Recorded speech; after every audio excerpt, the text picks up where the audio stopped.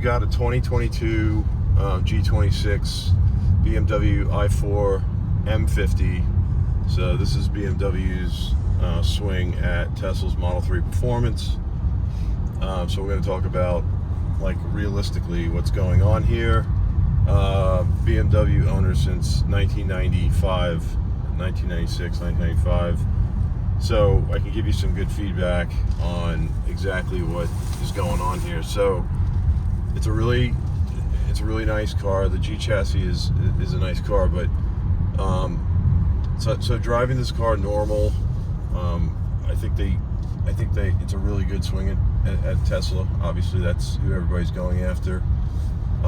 It drives like a 3 Series. The electric is really cool. And when you have it in Eco Pro mode, it's very quiet. The display is really nice. It's very clear. But at the same time, the display software is definitely not a favorite. Those that are not a fan of iDrive, I mean, this is iDrive 8, and this is the curved screen. So I've had to reboot it already once, and it's ran on Android, which doesn't make things any better. So sorry, Android fans. So they put everything on Android, so that's a real disaster to find anything. So, I mean, you could browse the menu, you can do stuff. The touchscreen is actually not bad. The touchscreen's not bad. They got a backup knob here, just in case, I guess, when it breaks. I mean, not a bad idea, but I think they should have left all these buttons out. It just really complicates this console. Let's get back to the driving aspect. So right off the bat, from a driver's standpoint, so you go to comfort, and then the Hans noises. If those of you don't know, Hans, I think it's Fritter, the orchestra guy, he designed all the sounds. So in comfort mode, you hear the sounds immediately. They are on the inside and the outside, and BMW did a really good job with the instrument panel. It's really cool. It's really engaging. There's a lot of information. It's very customizable, so that's really cool. The function and like I said before, the use of the iDrive is a complete, it's a nightmare. Those of you wanting to search for a trip planner like Tesla had, they don't even have anything close to that. I'm not even going to get into that. There is absolutely, you could type in whatever you want, destination input. It does not map out trips and give you chargers. You have to search on your own. And these DC chargers are non-existent. They feel like they're non-existent. They're around, but it's very hard to get to. That's a whole nother conversation.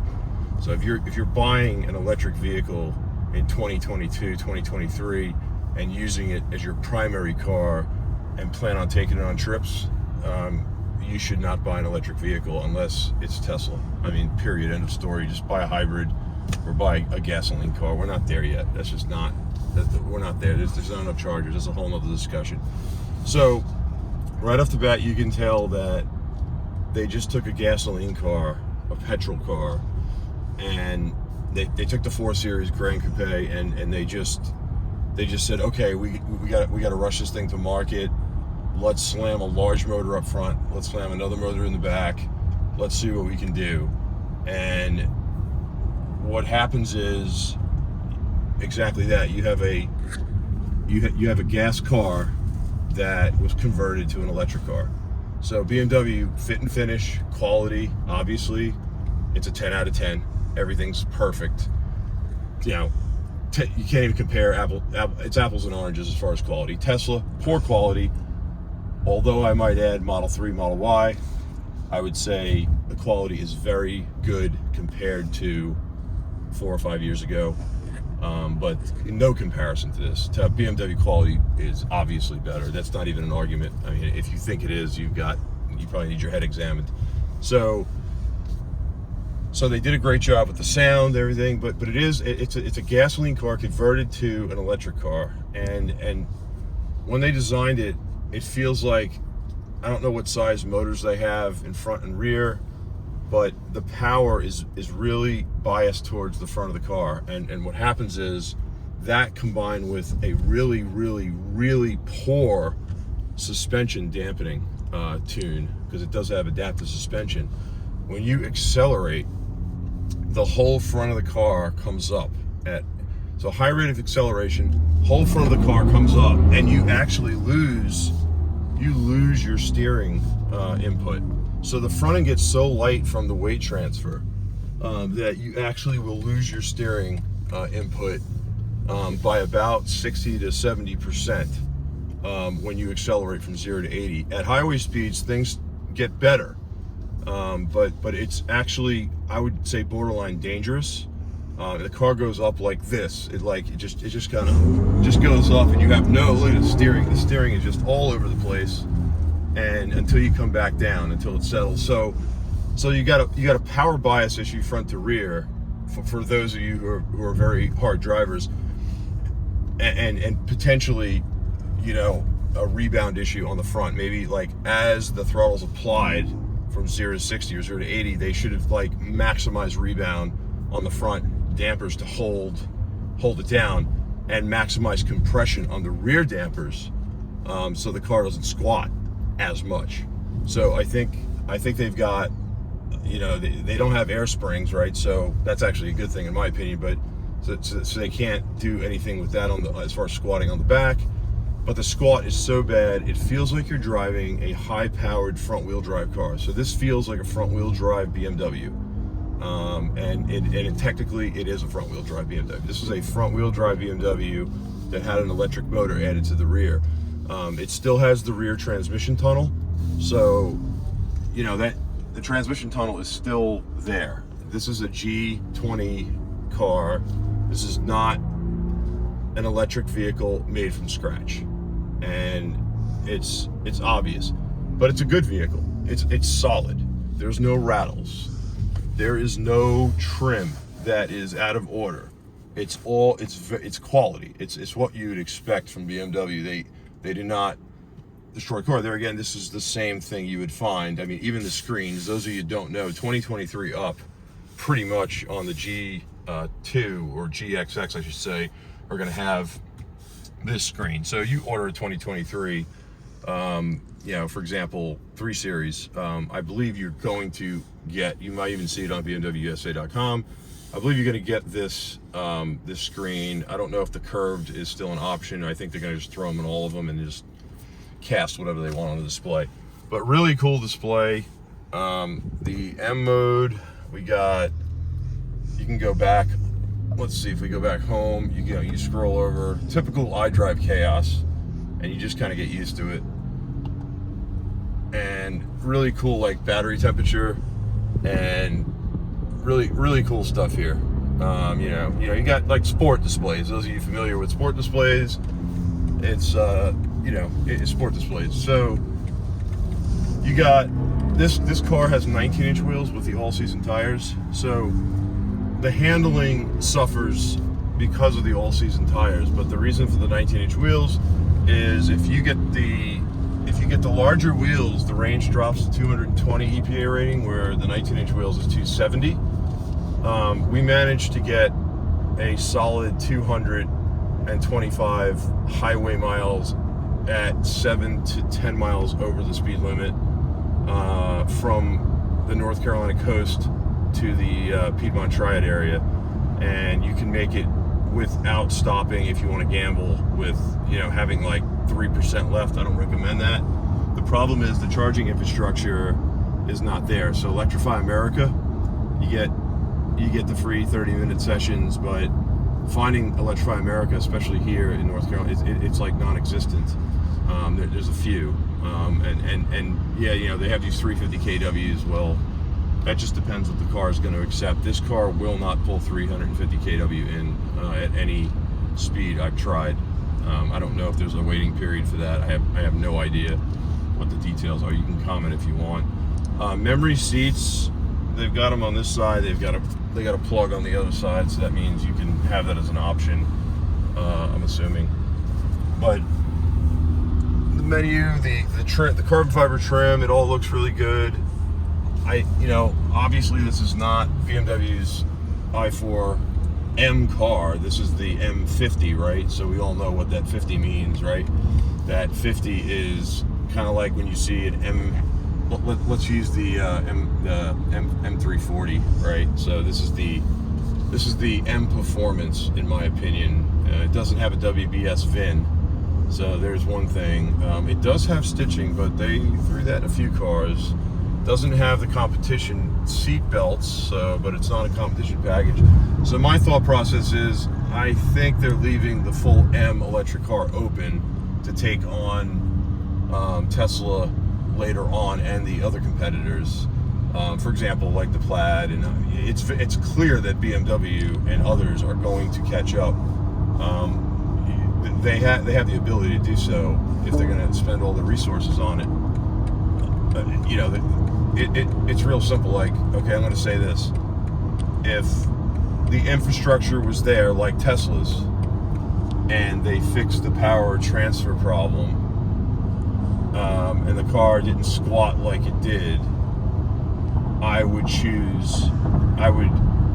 even without fixing the software, I would choose this. I would choose a BMW over the Tesla because the quality is that good.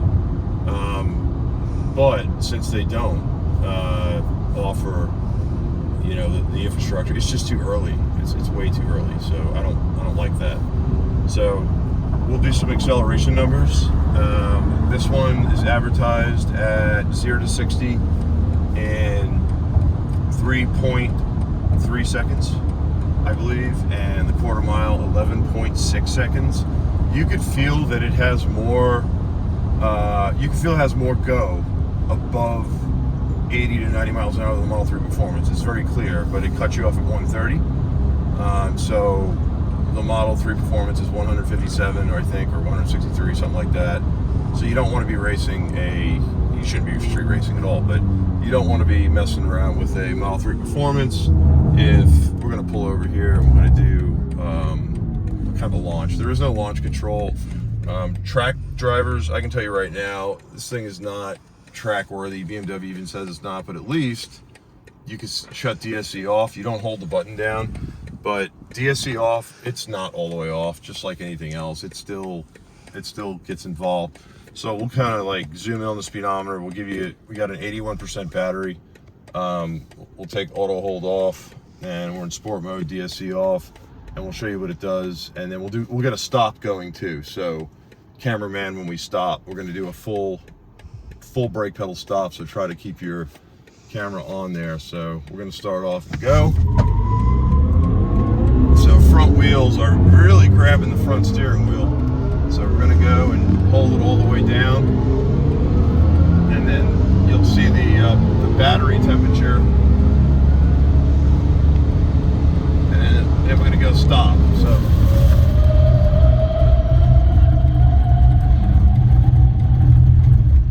all right, that's fully stopped,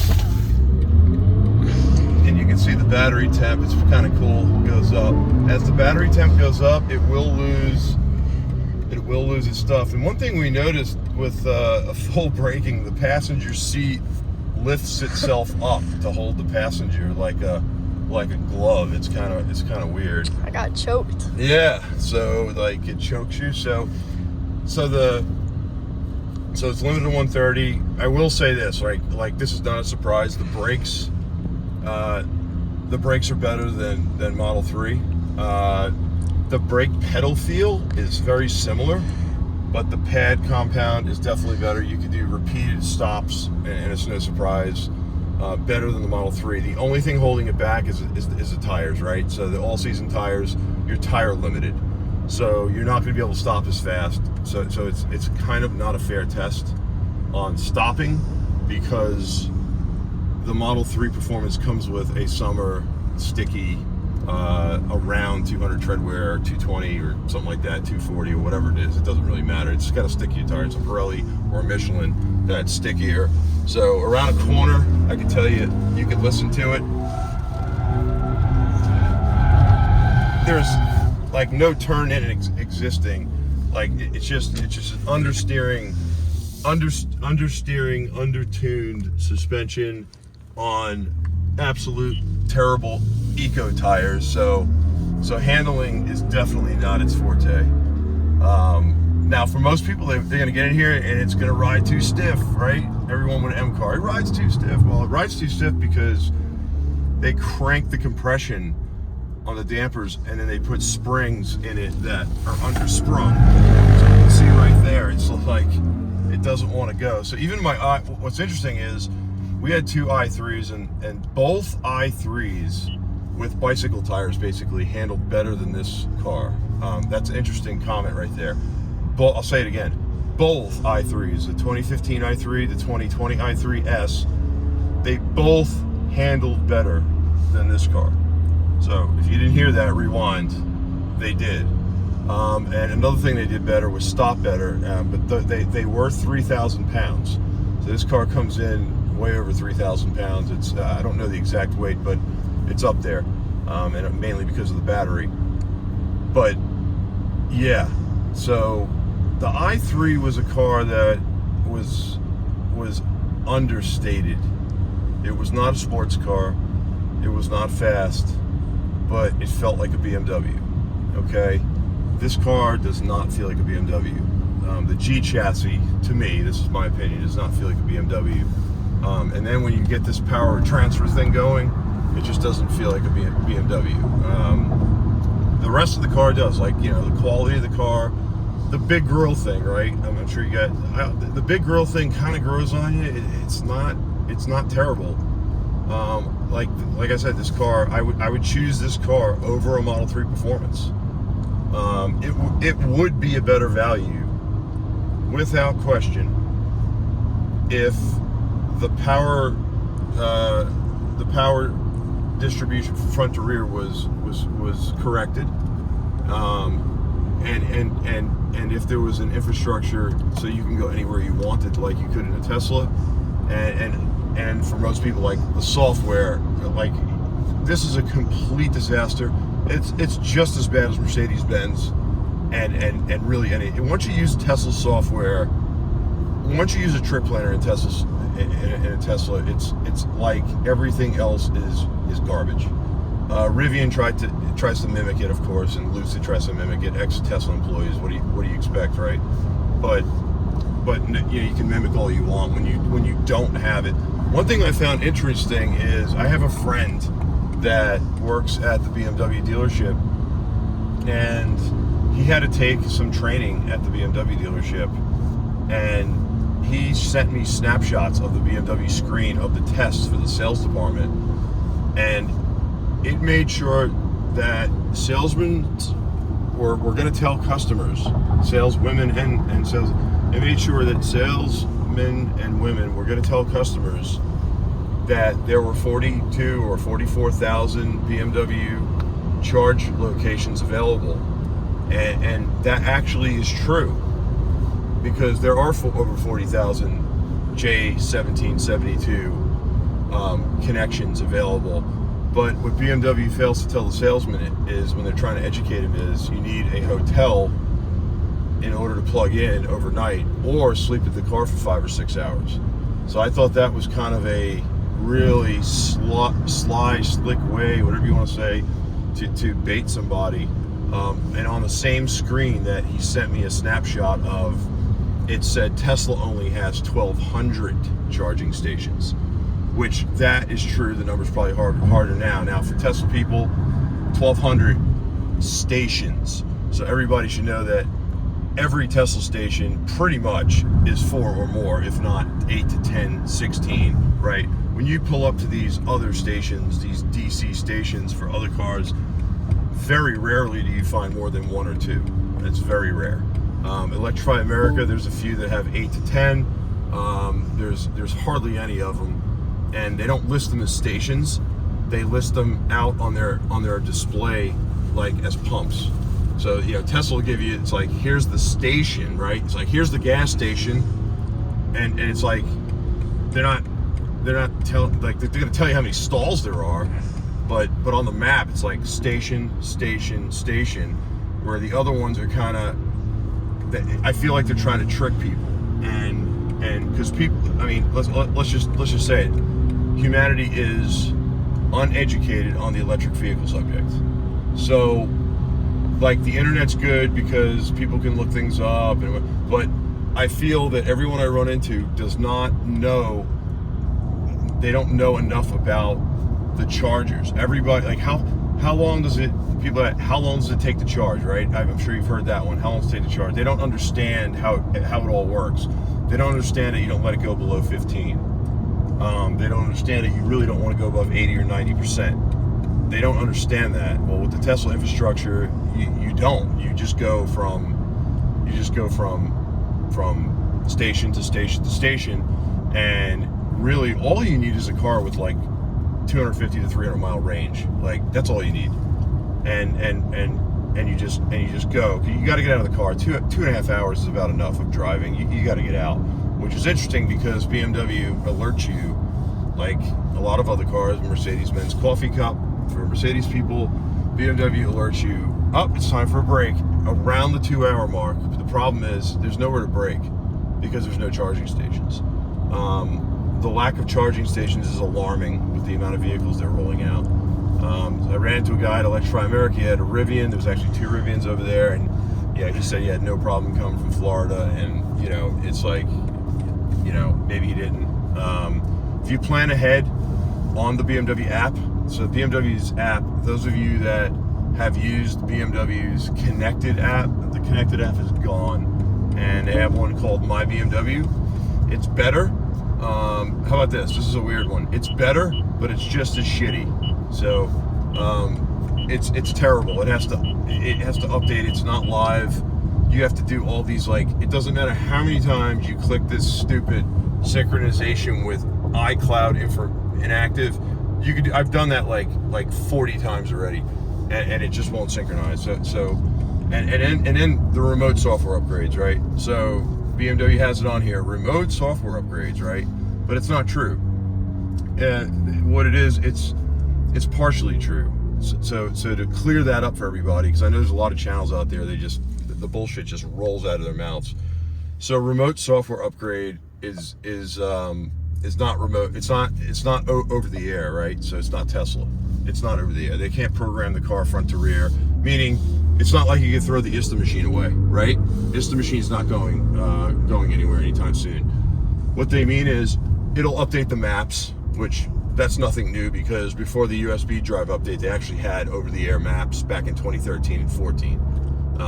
Yeah, they did. I know because I've done one on an F30 when they were brand new, and they did away with them partially and got USB maps because they're having problems. So it did a map update, and it'll do like Android operating system updates, right? And they might like update some of the apps on Android, but their updates are not. And I don't know this for a fact, but I can almost tell you from experience that there's no way that they're going to do an over-the-air update for the whole CAN bus with all the control modules, because BMW programming files right now are 5 gigabytes at minimum on ISTA, which is BMW's factory tool at the shop, and they don't have the ability to do that yet.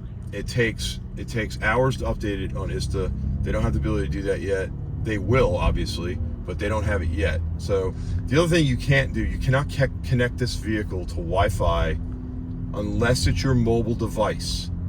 So you can connect it to your mobile device. That's it. You cannot connect it to your house Wi-Fi. You cannot connect it to any router you want. So you cannot just, it's got to be connected to your mobile device in order for the car to have Wi-Fi. They have something called eSIM. So eSIM is their, eSIM as an electronic SIM card, right? And it sounds really cool, but all it is a T-Mobile. If you don't have T-Mobile service, you don't have an eSIM, right? So you gotta have T-Mobile. Without T-Mobile, there's no hotspot in the car. So those of you who hated AT&T, they went away from AT&T, they're on a T-Mobile. That's probably good, but you must have a T-Mobile account for it to work, okay? And I've only had this car for like 48 hours, so I'm just giving you the information that I've learned. Like I said, to kind of, it's a long video because I wanted to go over a lot of things, but this is a really nice car. It's got heads up. It's a really nice car, but performance street performance, it's fine.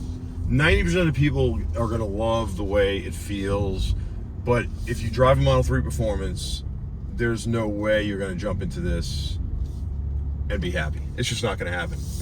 There's no way it's going to happen. We're pulling into the shop now, so what we're going to do is we're going to show you some outside views of the car. We're gonna park it right in front of the shop here. And so the camera is really neat. So the camera's got multiple features. That's your rear view parking as we were backing up. So it's got cameras everywhere. You got some automatic parking. We've got it to work once. Backup assistant, we have not got that to work yet. It's very glitchy. The cameras are really good. The quality of the camera, the pictures, I'm not sure what their neuro processing power is, or if there are neuro cameras at all. I doubt BMW is using cameras for pedestrian and vehicle awareness. I think they still use LiDAR and radar. I don't think they're going to be using cameras, or I don't know if they do. There's a 3D view. It's kind of cool. It kind of shows you a false image of the front. The color's a little off, but they still did a good job, I think. Knowing those doors open, I think that's just where your door is going to be when you open, maybe, or the area of the car it covers. I really don't know. Car wash mode, kind of cool. No, it's not like Tesla's car wash mode for Tesla people. It does not fold your mirrors in and make sure your windows are up and turn off all the safety functions so you don't hear them in the car wash. All it does is turn up these two tracks so you can see the car wash grid as you're pulling in. One thing is cool, you can save the image you brought up by GPS. So if you want that image to come up every time you're at a GPS location, yes, you can save that. So, kind of cool. Do they have Sentry Mode? Yeah, not really. They have recorder.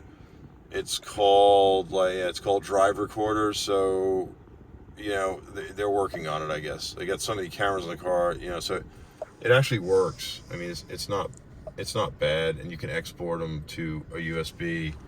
So it's kind of Sentry Mode, but it's not. You can start recording on demand. So I think it's going to be fine. I mean, I think everybody will have that. So the options are endless. They're absolutely endless. The interior, I think one of my favorite things about this car is at night.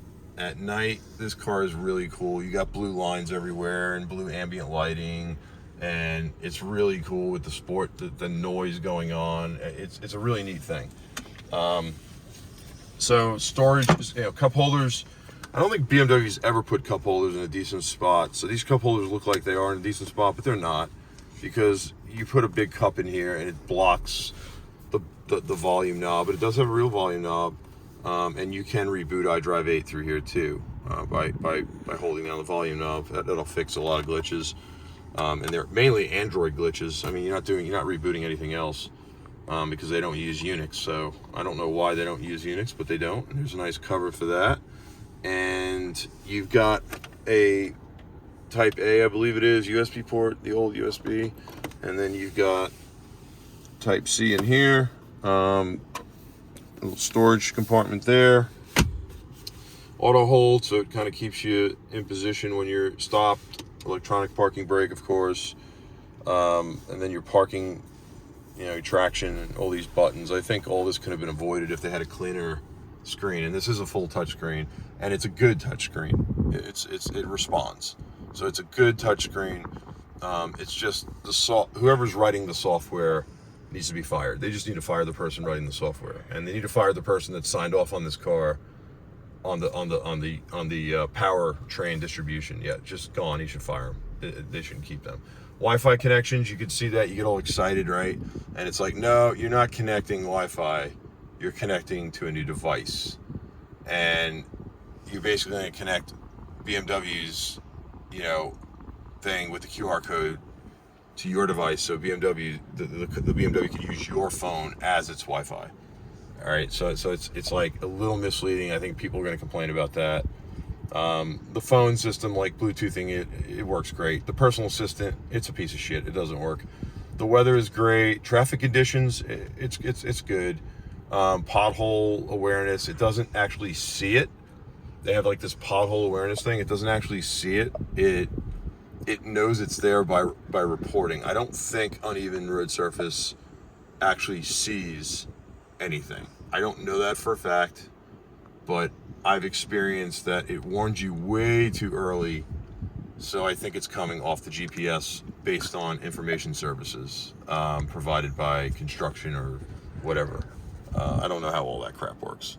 So lots of good things that you can see. The screen is responsive enough. Here's your little charge button. Get you all excited, and you hit it right. And then you gotta pay a lot of attention here when it searches for chargers, because number one, we filtered ours out to not show any AC chargers. AC means level 2, right? Level 1 or level 2. So AC chargers, like, yeah, you need a lot of time. We filtered ours for DC, but if you notice here, these DC charge points are extremely slow. And DC is fast charging, but 23 kW is no good. Fast charging is 100 kW or more, 150 kW or more. If you have anything below 150 kW, you're going to be there a while.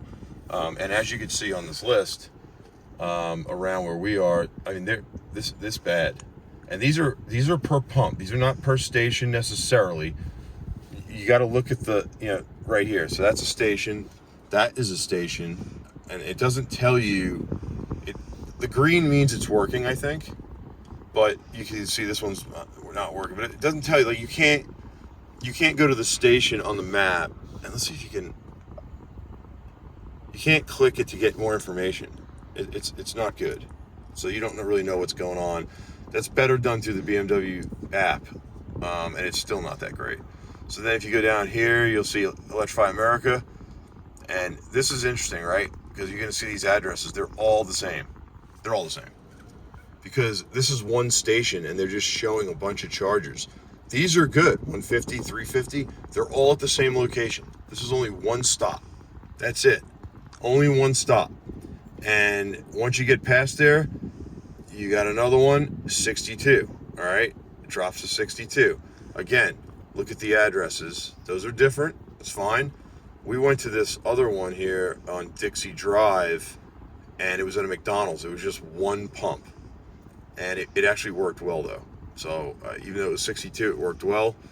But you look at how slow these are. We are in the 250 plus range these days. And as you can see, and these are getting further away. As you can see, okay, so the next Electrify America is 50 miles from here. That's not that bad. This one's dead already, which that's common on Tesla's side too. The stalls go dead. I don't know what, but they got another dead one. You can see they got a dead 150, and they got a dead 350, and we got another one that's 56 miles away, and it looks like they're up. Same address, you notice that. And we got, they're around, but again, look, old chargers, 50 and 62. These are old chargers, 24. I mean, give you an idea of kW, right? A 50 amp, 48, 50 amp charger at your wall charger at your house is going to give you about 11 kW. So this is not much better. So then we got another, this is a good one right here, 349 kilowatts. I don't know why it's 349, not 350, but you can see we're getting out into different areas here. Now, bigger cities are not going to be as much a problem. There's another dead one. Another dead one. I've never seen this many dead chargers. I don't know why they're all dead.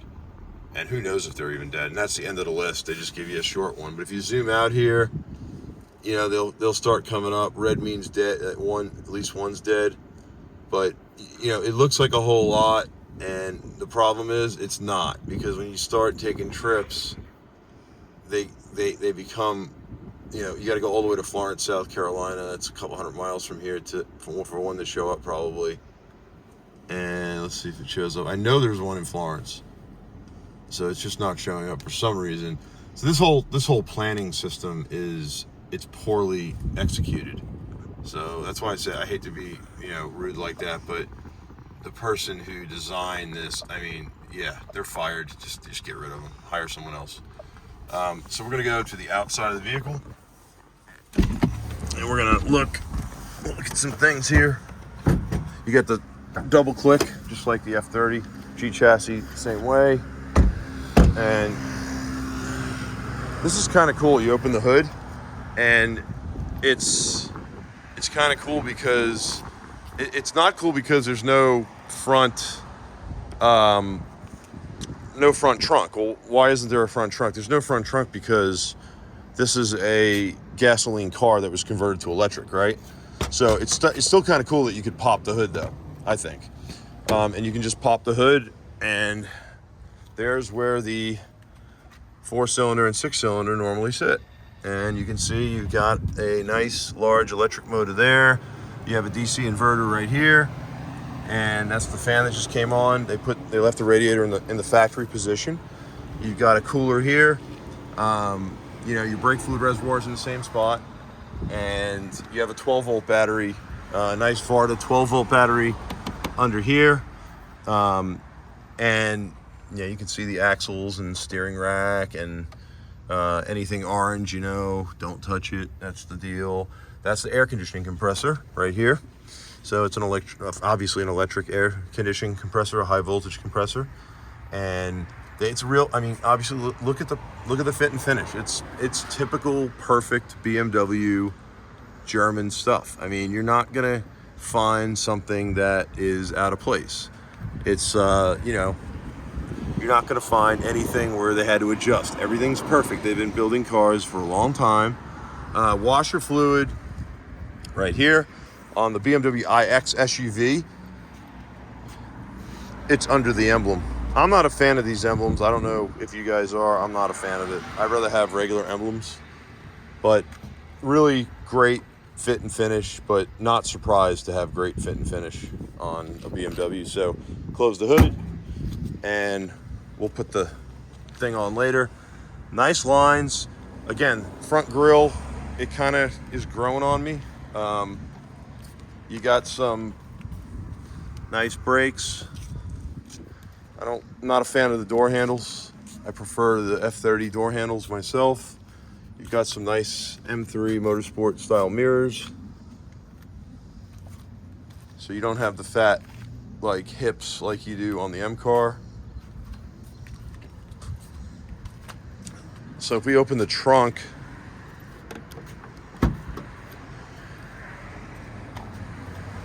you've got Grand Coupe style, so hatchback, and this is removable here, and then this is kind of cool. You can see out the rear window, but they got this cooling aid that you can move. I thought that was pretty cool. Again, super high quality, right?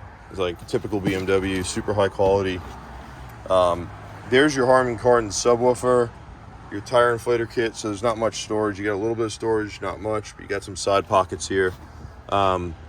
So one thing I was not totally surprised. So there you go, power closing too. But one thing I was surprised is the audio system. So it's got the Harman Kardon. It's got the Harman Kardon audio system, but the Tesla audio system is just far better. I mean, it's not even a comparison, actually. So I haven't heard a vehicle with a better audio system from the factory than Tesla yet, which is kind of annoying. But even the Bang & Olufsen stuff, it doesn't even come close.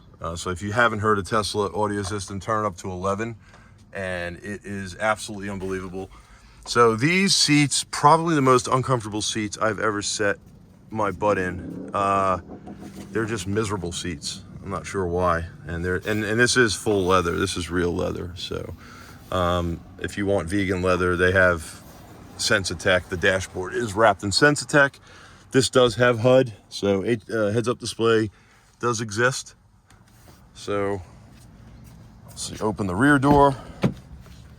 Again, super high quality. There are blemishes on any car. I mean, I noticed some door gap here and there, but compared to Tesla, they don't have any problems. So you got this, you know, this like nice cup holder thing here, and everything feels solid. There's not a lot of room in the back seat. I mean, it's just tight. It's tight as hell. So this is not a family car. This is just I don't know what it is. So yeah, BMW i4M. We are going to sell this car. So if you want an i4M before anybody else, you better give us a call. BMW LED, and this has the extended shadow line too, so it's kind of cool. If anyone's interested, let us know. We're not sure when we're going to get rid of it, but we are, and you can grab a hold of it before the guys let me go to the track and tear it up. So long video, but pretty informative. I hope you enjoyed it.